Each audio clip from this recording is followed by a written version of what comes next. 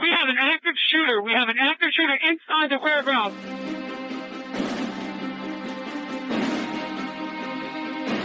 Welcome to Active Shooter, a podcast that covers the whys, the hows, and the aftermath of active shooter and mass casualty events. They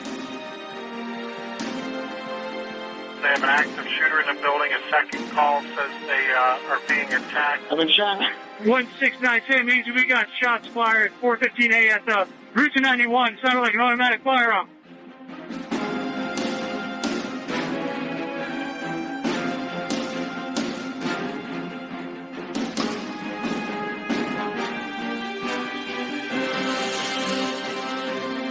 Active shooter, reports of an active shooter, mass casualty incidents.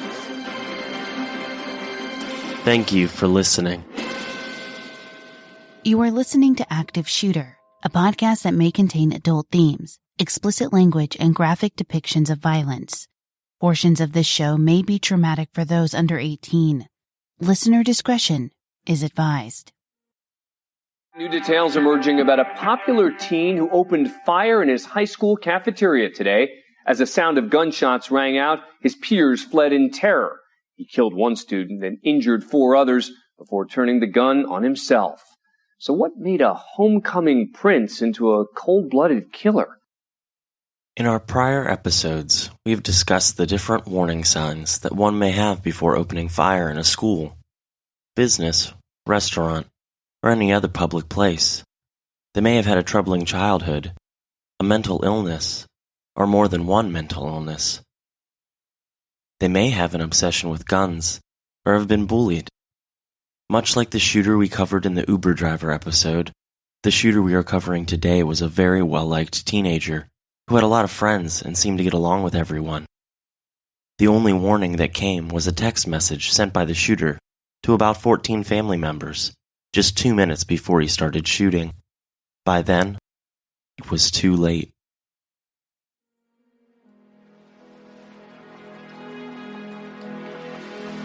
Active Shooter, the podcast, is a High Five Holly production, and I'm your host, JT. If you've listened to our prior episodes, you know that the Active Shooter podcast team has taken the No Notoriety pledge, and we will not be sharing the real name of the shooters that we cover. We will be giving the shooters a pseudonym and refer to them by that name throughout the episode. This will help in clearing up any confusion in the story, while remaining true to our pledge and not naming the shooter by their actual name. In today's episode, we will be referring to the shooter as Jeremy.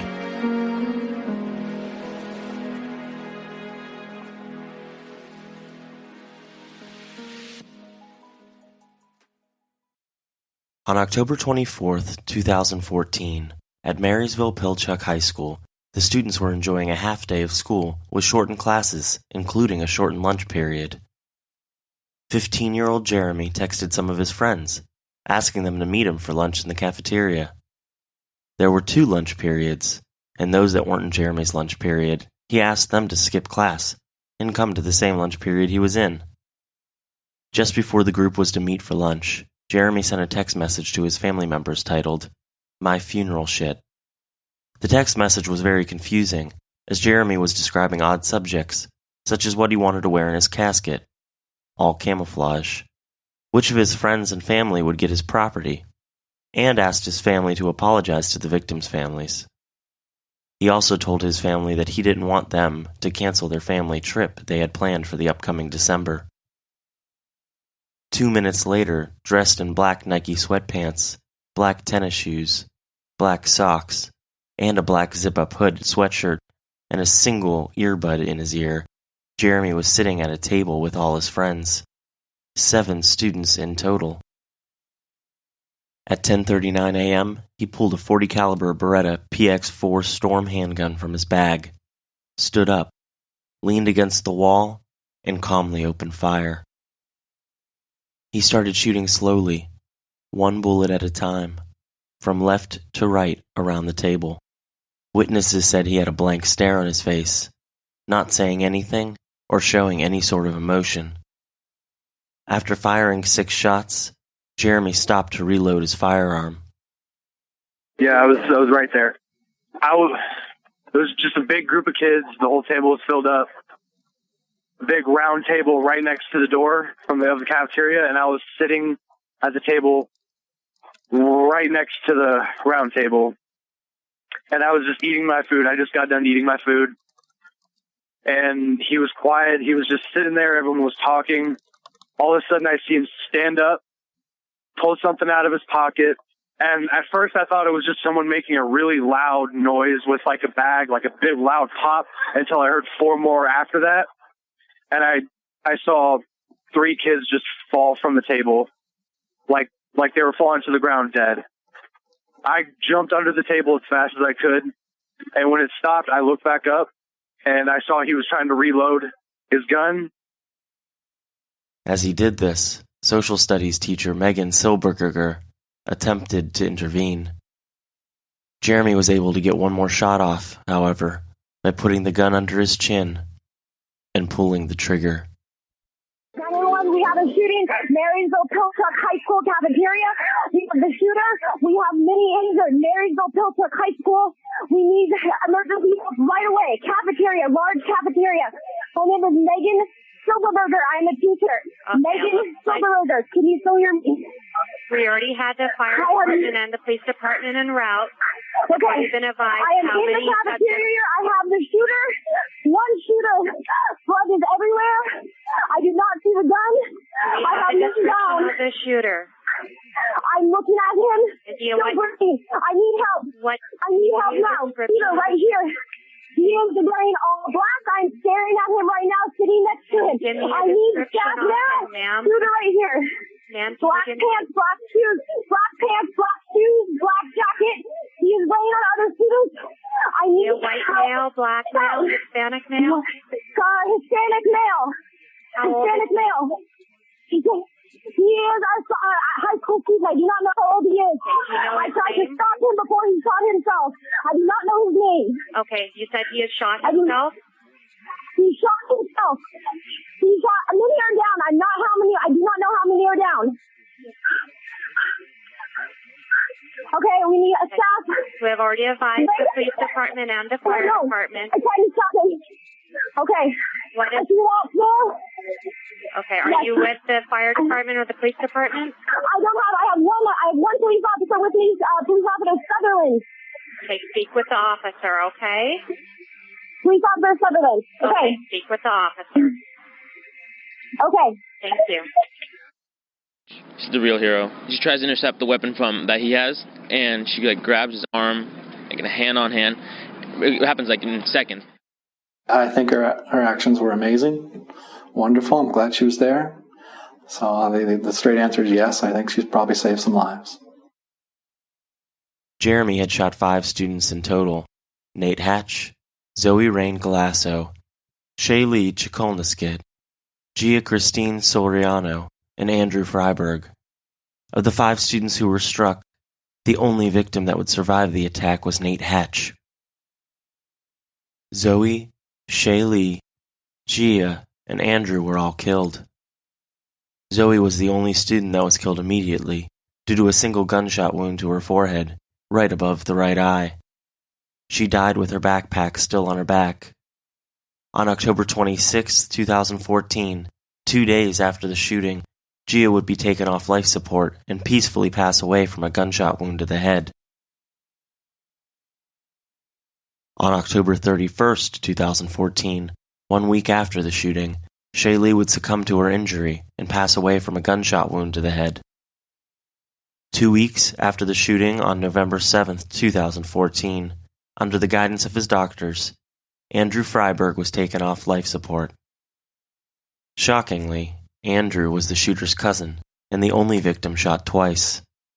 There were 2 14-year-old females also sitting at the table.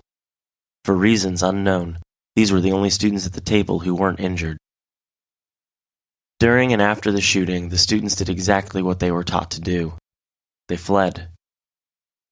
Of teachers who quickly moved students to safety, and the students who helped one another to move in an orderly way despite panic and certainly what was going on inside of them by sheer fear. Had it not been for the quick, composed actions, we may have had an even sadder story to report on today.